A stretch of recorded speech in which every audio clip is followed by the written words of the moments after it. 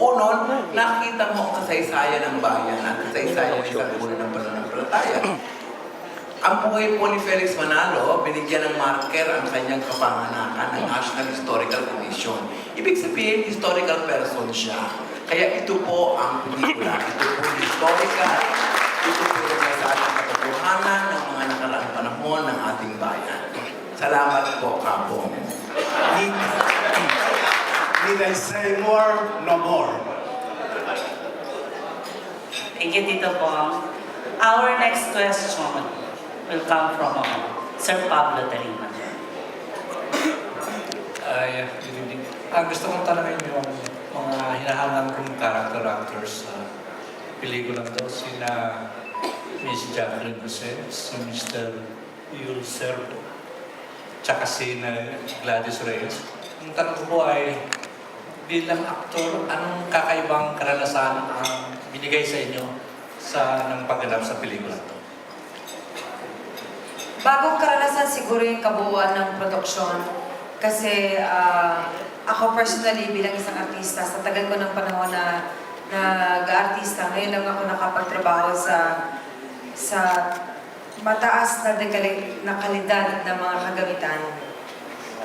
Meaning yung mga camera, yung mga ISO na remote control, yung Amira na camera, yung mga tao, yung may dalawang Janet, para pag nasira yung isa, may naka-standby na isa. Yung nakakamanghang dedikasyon para lang hindi masira ang isang araw na hindi magawa ang dapat gawin. At yung unity ng grupo to make the film better every shooting days. Yun po yung experience ko na kakaiba. Tsaka syempre si Direk Joel naman, like ko naman nakakatrabaho. It's always a privilege to work with Direk Joel. Yeah, thank you.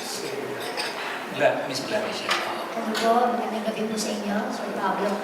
Isang malaking karangalan po talaga na gumanap bilang anak ng Ka Felix Manalo. Ako po si Abilina nga po, pangalawa sa mga anak ng Ka Felix. Ibang-ibang karanasan po dahil sa halos maraming eksena na walang dialogo, kumbaga.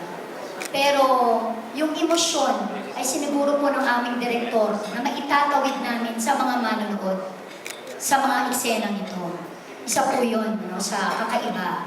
Hindi kailangang magsalita ng kilometro na napakahabang mga dialogue para lamang maipadama kung ano po yung aming mga emosyon sa bawat eksena. So isa po yun sa pinakakakaiba. At syempre yung mga katrabaho po yung, sabi nga ang term nga ni Direk Joel, parang sa rami po ng mga artista na narito, sabi niya, parang bumaba ang mga bituin sa langit, Ang mga eksena, syempre, ng malapitan ang first Grand Slam Queen, si Miss Lorna Tolentino, Gabby Concepcion, at of course, si Dennis, at so, lahat po ng mga ka-eksena namin doon, talagang mararamdaman mo sa bawat eksena namin.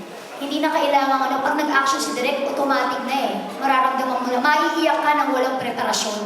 Yun po yung naging kakaiba. Thank you. Magandang gabi po. Sa akin naman po, ang karanasan ko dito. Ako po si Wilser.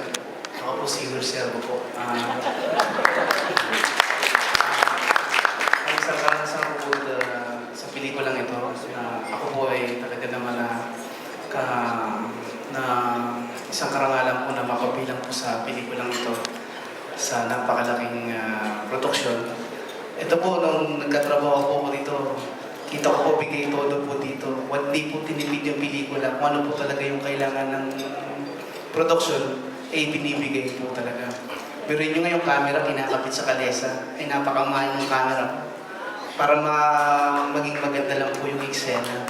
At syempre, bilang katrabaho ko si Direk Joel Lamangan, sa pangalawang pagkakataon po, ay talaga naman ang galing po.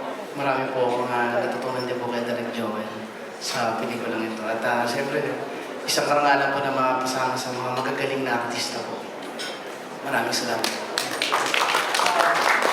Ang tanong ko ay para kay Miss Lovely Servo at kay Mr. Gabby Concepcion. Yung tanong ko,